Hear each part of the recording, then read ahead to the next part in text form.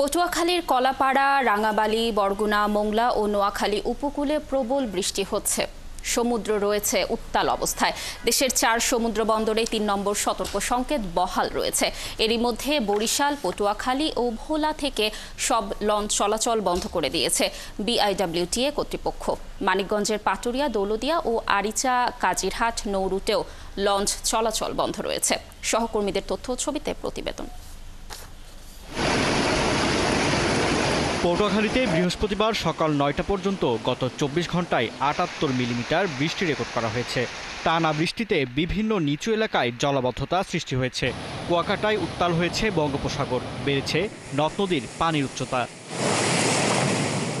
এদিকে কলাপাড়ার টিয়াখালী নদীতে জোয়ারের পানিতে প্লাবিত হচ্ছে পশ্চিম লোন্দা গ্রামের প্রায় 300 পরিবার। পায়রা সমুদ্র বন্দর এবং রাঙ্গাবালী এলাকায় বৃষ্টিতে ভোগান্তিতে রয়েছে উপকূলবাসী। বন্ধ রয়েছে ঢাকা রাঙ্গাবালী নৌ রুটের সব লঞ্চ চলাচল। বরগুনা উপকূলে আজ সকাল থেকে ঝর্ণা হলেও বৃষ্টি হচ্ছে জেলা জুড়ে। ভোগান্তিতে পড়েছে শ্রমজীবী মানুষ। বরিশালে অভ্যন্তরীণ রুটে লঞ্চ চলাচল বন্ধ ঘোষণা করেছে বিআইডব্লিউটিএ কর্তৃপক্ষ। লঞ্চ চলাচল বন্ধ থাকায় পন্টুনে এসে ফিরে গেছে বহু যাত্রী। আমি ভোলা যাব, এসে দেখি যে লঞ্চ বন্ধ। মেহেন্দিগঞ্জ যাব, কিন্তু বরিয়া হওয়ার জন্য তো যাইতে পারছি না। ভোলা থেকে আসি ডাক্তার দেখাতে, তখন যাইতে পারি না। মোংলা বন্দর ও সমুদ্র উপকূল এলাকায় সকাল থেকে থেমে থেমে বৃষ্টি হচ্ছে। সাগর ও সুন্দরবন উপকূলে মাছ ধরা ট্রলারগুলো নিরাপদ স্থানে অবস্থান নিয়েছে। তবে বন্দরের আমদানি রপ্তানি স্বাভাবিক রয়েছে। বাগেরহাটের শরণখোলায় বৃষ্টিতে মাঠে ঘাটে পানি জমে গেছে। বলেশ্বর নদীর পানি স্বাভাবিক জোয়ারের চেয়ে অন্তত 2 ফুট বেড়েছে।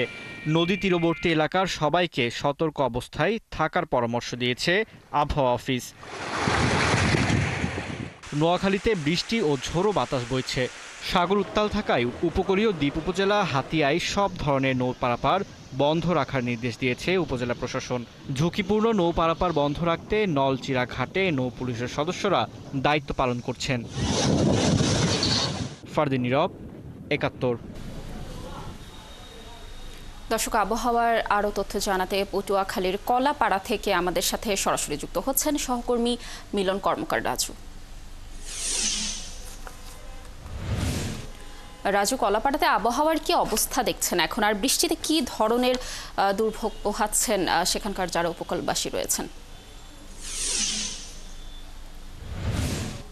আজকে দুপুর 12টা পর্যন্ত কলাপাড়ায় দেশের সর্বোচ্চ 91 মিলিমিটার বৃষ্টিপাত রেকর্ড করেছে কলাপাড়া।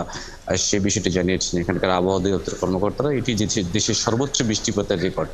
আর যে এই মুহূর্তে আসলে যে সকাল থেকে যে ঝড়ো বাতাস এবং মুষলধারায় বৃষ্টি ছিল, সেটি কিন্তু এই মুহূর্তে কিছুক্ষণ আগে 45 মিনিট আগে কিন্তু এটি কেটে গেছে। এই মুহূর্তে এখন শান্ত রয়েছে পরিবেশ। আর সকাল থেকে যে দুর্ভোগ, সেটি হচ্ছে ভয়াবহ দুর্ভোগের সৃষ্টি হয়েছে কলাপাড়ার যে নিম্ন অঞ্চলের এলাকা, বিশেষ করে কলাপাড়া পৌর শহর ঘেঁষা যে নদী আন্দারমানিক নদী তীরবর্তী যে এলাকাগুলো রয়েছে, নাস্তাপাড়া 1 নম্বর ওয়ার্ড থেকে 1 নম্বর ওয়ার্ড, 2 নম্বর ওয়ার্ড, 8 নম্বর ওয়ার্ড, 9 নম্বর ওয়ার্ড, 4টি ওয়ার্ডের কিন্তু নিম্নাঞ্চল প্লাবিত হয়েছে। এখানকে প্রায় 1000-এরও বেশি ঘরবাড়ি প্লাবিত হয়েছে এবং যে এলাকার মানুষের যে ক্ষতিগ্রস্ত, সেটা হচ্ছে সীমাহীন দুর্ভোগ। আরেকটা হচ্ছে টিয়াখালীর যে সবচেয়ে বেশি দুর্ভোগের যে এলাকা, সেটা হচ্ছে যে পশ্চিম লোন্দা, যে টিয়াখালী নদীর পানিতে সেই লোন্দা গ্রামটা কিন্তু গতকাল যেরকম প্লাবিত হয়েছে, আজকেও প্লাবিত হয়েছে। এর ফলে যে সেখানকার কিন্তু মানুষের দুপুরের রান্না বান্নাও কিন্তু অনিশ্চিত হয়ে পড়ছে, এমনটাই জানিয়েছেন সেখানকার মানুষ। আর এখানকার যে কুয়াকাটা সৈকত, সাগর কিন্তু উত্তাল রয়েছে সকাল থেকে উত্তাল থাকায় যে সৈকত ঘেঁষা যে ক্ষুদ্র ব্যবসা প্রতিষ্ঠানগুলো ছিল, সেগুলো কিন্তু আসলে সৈকত ঘেঁষা ব্যবসা প্রতিষ্ঠানগুলো ব্যাপক ক্ষতিগ্রস্ত হয়েছে। একই শুধু সৈকত ব্যবসা প্রতিষ্ঠান নয়, ব্যবসা প্রতিষ্ঠানের বাইরে কুয়াকাটার যে ডিচি পার্ক সংলগ্ন যে নতুন রাস্তা নির্মাণ করা হয়েছিল, রাস্তার গাইডওয়াল ভেঙে গেছে। এছাড়া যে কুয়াকাটার ঝাউ বাগান কিন্তু ব্যাপক ক্ষতিগ্রস্ত হয়েছে। সেখানকার কয়েকশো গাছ কিন্তু উপড়ে পড়েছে, এমনটাই জানিয়েছেন সেখানকার মানুষ। সবচেয়ে বেশি যে দুর্ভোগের বিষয়টা, সেটা হচ্ছে যে কলাপাড়ার যে ঝুঁকিপূর্ণ এলাকা, যে আপনি যাবেন যে কলাপাড়ার ধানখালী, তারপরে ধুলেশ্বর, লতাচাপড়ি এবং মহিপুর ইউনিয়নের যে বেড়িবাঁধ বাহিরের যে এলাকাগুলো, আপনি জানেন এইসব এলাকার মানুষজন কিন্তু খুবই নিম্ন আয়ের মানুষ। এই নিম্ন আয়ের মানুষের কারণে এরা কিন্তু বেশিরভাগই জেলে পেশার, এবং এরা ছোট ছোট ঝুপড়ি ঘরের মতো করে নদী তীরবর্তী এলাকায় বসবাস করে আসছে।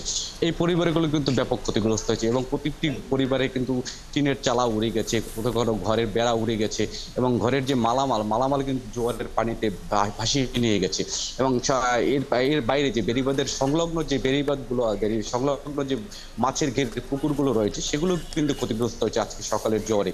এবং এই জোয়ারে পানি এখন নামতে শুরু করে, মানুষের কিন্তু আসলে আমি এখনই রয়েছে আন্দারমানিক নদীতে। আপনি দেখতে পাচ্ছেন নদীর যে বর্তমান অবস্থা, এখানে কিন্তু এইসব এলাকায় কিন্তু আরো 5 থেকে 6 ফুট পানিতে প্লাবিত হয়েছিল। এই মুহূর্তে কিন্তু পানি কিছু নামতে শুরু করেছে। আবহাওয়া দপ্তর থেকে আরেকটি বিষয় জানিয়েছে, আগামীকাল শুক্রবারে কিন্তু এই ধরনের পানির উচ্চতা বাড়তে পারে, এবং প্রচুর ঝড়ো বাতাসের সম্ভাবনা রয়েছে থেমে থেমে। এবং আজ যে রাতের যে জোয়ারের সম্ভাবনা রয়েছে, রাতের জোয়ারও কিন্তু এই ধরনের ঝড়ো বাতাসের সম্ভাবনা রয়েছে।